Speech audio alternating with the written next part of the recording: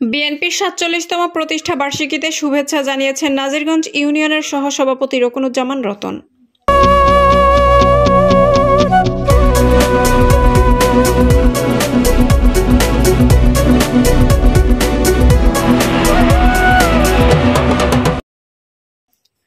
আসসালামু আলাইকুম।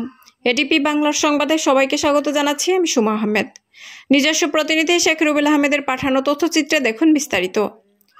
বাংলাদেশ জাতীয়তাবাদী দল বিএনপির ৪৭তম প্রতিষ্ঠা বার্ষিকী উপলক্ষে নেতাকর্মী সহ সমগ্র বাংলাদেশের জাতীয়তাবাদের আদর্শের সৈনিকদের এক বার্তায় পাবনা এডওয়ার্ড কলেজের সাবেক ছাত্রদল নেতা ও নাজিরগঞ্জ ইউনিয়নের বিএনপির সহসভাপতি রকুনুজ্জামান রতন বিএনপির ৪৭তম প্রতিষ্ঠা বার্ষিকীর শুভেচ্ছা জানিয়েছেন। তিনি আরও বলেন, বিসমিল্লাহির রহমানির রহিম। সুপ্রিয় নাজিরগঞ্জবাসী, আসসালামু আলাইকুম। আগামী ১ সেপ্টেম্বর ২০২৫ বাংলাদেশ জাতীয়তাবাদী দল বিএনপির প্রতিষ্ঠা বার্ষিকী উপলক্ষে আমার সংক্ষিপ্ত রাজনৈতিক স্মৃতিচারণ। আমি মোহাম্মদ রকুনুজ্জামান রতন মাস্টার ৯০ দশকের নাজিরগঞ্জ ইউনিয়ন ছাত্রদলের সাবেক সেক্রেটারি, জেলা ছাত্র দলের সদস্য, পরপর ২ বার নাজিরগঞ্জ ইউনিয়ন বিএনপির সিনিয়র সহসভাপতি, আহ্বায়ক কমিটির যুগ্ম আহ্বায়ক এবং বর্তমান বিএনপির সহসভাপতি হিসাবে দায়িত্বরত আছি। প্রিয় সাথী ও বন্ধুগণ, বাংলাদেশ জাতীয়তাবাদী দল বিএনপির প্রতিষ্ঠাতা, বহুদলীয় গণতন্ত্রের প্রবক্তা, বাংলার রাখাল রাজা, বাংলাদেশের আধুনিক উন্নয়নের উপকার ও স্বপ্নদ্রষ্টা শহীদ প্রেসিডেন্ট জিয়াউর রহমান ১৯৭৮ সালের ১ সেপ্টেম্বরে জাগদল থেকে বিএনপি প্রতিষ্ঠিত করেন। প্রিয় সাথী ও বন্ধুগণ, আমি শহীদ প্রেসিডেন্ট জিয়াউর রহমানের আত্মার মাগফিরাত কামনা করে আগামী ১ সেপ্টেম্বর সম্পর্কে সংক্ষিপ্ত স্মৃতিচারণ করতে চাই। শহীদ প্রেসিডেন্ট জিয়াউর রহমান মাত্র ৩.৫ বছর ক্ষমতায় ছিলেন।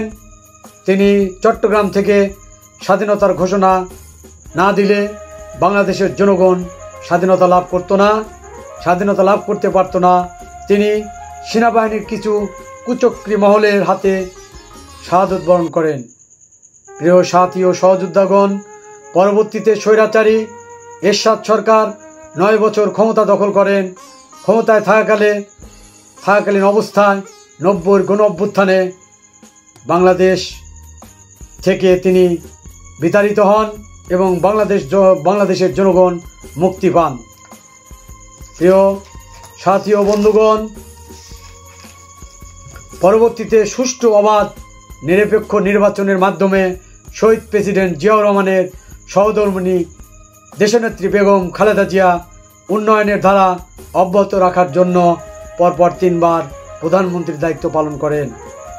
প্রিয় সাথী ও সহযোদ্ধাগণ, পরবর্তীতে অগণতান্ত্রিক ফ্যাসিস্ট সরকার শেখ হাসিনা সরকার ১৫ বছর গুম, খুন, হত্যা মামলা সহ মানুষের বিভিন্ন হয়রানিমূলক মিথ্যা মামলা দিয়ে ক্ষমতায় কুক্ষিগত করে রেখেছিলেন। ২০২৪ সালের জুলাই আগস্ট ছাত্র জনতার গণ অভ্যুত্থানের মাধ্যমে এই স্বৈরাচারী শেখ হাসিনার পতন হয়। আর তার নেপথ্যে অগ্রনায়ক ছিলেন দেশনায়ক তারেক রহমান। তার সুদক্ষ রণকৌশলের মাধ্যমে এই ফ্যাসিস্ট শেখ হাসিনা সরকারের ভারতে পলায়ন করতে বাধ্য হয়। প্রিয় সাথী ও সহযোদ্ধা বন্ধুগণ, বর্তমানে দেশনায়ক তারেক রহমান আগামী বাংলাদেশ গড়ার লক্ষ্যে ৩১ দফার সংস্কারের মাধ্যমে দেশকে আরও আধুনিক উন্নয়নে রূপদান করার জন্য অক্লান্ত মেধা, পরিশ্রম, মনন দিয়ে পরিশ্রম করে যাচ্ছেন।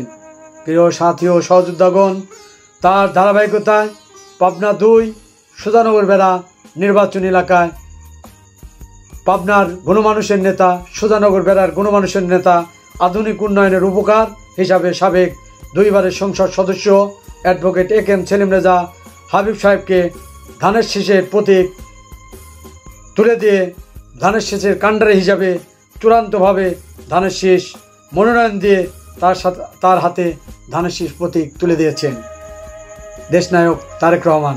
প্রিয় সাথী ও বন্ধুগণ, পাবনা ২ সুজানগর বেড়া এর আধুনিক উন্নয়নের রূপকার অ্যাডভোকেট এ.কে.এম. সেলিম রেজা হাবিব সাহেব। এমন কোনো কাজ নেই, রাস্তাঘাট থেকে শুরু করে মসজিদ, মাদ্রাসা, শিক্ষা প্রতিষ্ঠান, ধর্মীয় প্রতিষ্ঠান সহ চাকরি থেকে শুরু করে প্রতিটি ক্ষেত্রে তিনি অগ্রণী ভূমিকা পালন করেছেন এবং দায়িত্বরত অবস্থায় তিনি দেশ ও জনগণের জন্য কাজ করেছেন। তিনি তাই পাবনা 2-এর তিনি স্বপ্নদ্রষ্টা। সাথী ও সহযোদ্ধাগণ, আসুন আমরা সবাই কাঁধে কাঁধ মিলিয়ে অ্যাডভোকেট এ.কে.এম. সেলিম রেজা হাবিব সাহেবকে আগামী নির্বাচনে ভোট দিয়ে জয়যুক্ত করে, ধানের শীষ প্রতীকে ভোট দিয়ে জয়যুক্ত করে দেশনায়ক তারেক রহমানের হাতকে শক্তিশালী করি। সবাইকে ধন্যবাদ দিয়ে আমি আমার সংক্ষিপ্ত স্মৃতিচারণ এখানেই শেষ করছি। বাংলাদেশ জিন্দাবাদ, শহীদ জিয়া অমর হোক, খালেদা জিয়া জিন্দাবাদ, দেশনায়ক তারেক রহমান জিন্দাবাদ, সেলিম ভাই জিন্দাবাদ। সবাইকে ধন্যবাদ।